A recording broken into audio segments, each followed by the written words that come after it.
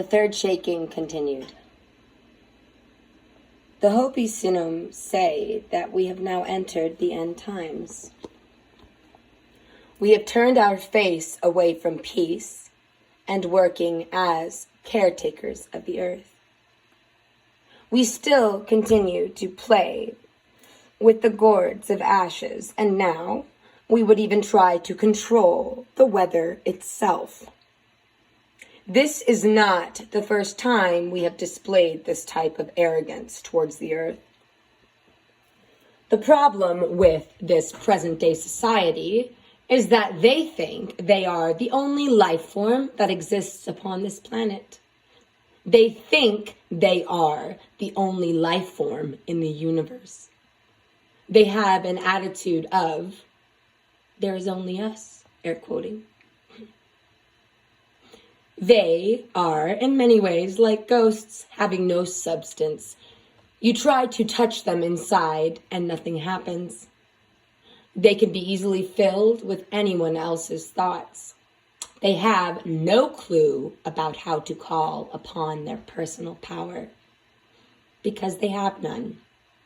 They are afraid to feel, for they do not know who or what they are inside where their spirit lives. The waters are foul, and, as it was prophesied by the elders aeons ago, the water can no longer support life in many regions. Even the ocean, the very sea itself, the mother of all life, is dying. These facts added to the problems of the Hopi elders fighting a losing battle to save their own sacred grounds of Hotevilla brought a great sadness to the elders. So the elders prayed.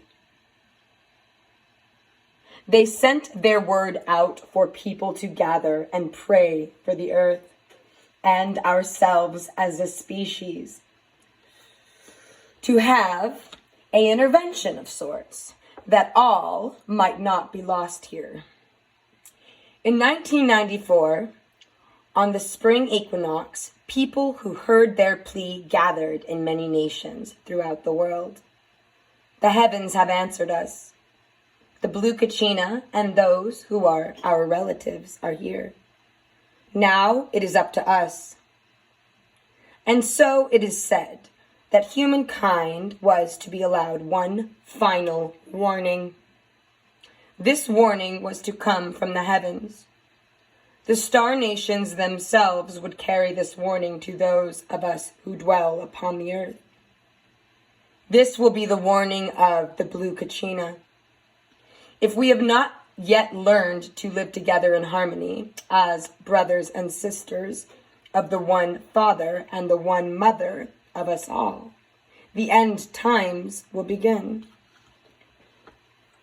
In April of 1994, the Hopi elders waited for word from the United Nations. 1 year after the United Nations had declared 1993 as the year of Indigenous people, they were still waiting. They were ignored again for the fourth time. It might also be mentioned here that this is the same year that the UN adopted their policy of biodiversity, where they came up with a plan designed for eliminating 3/4 of the world population by the year 2021. I get a little heated here. But there are no contracts with our governments and the extraterrestrials, right? The Hopi have returned home, and they wait now for the third shaking. These are the final days. This is the last cry. Aho.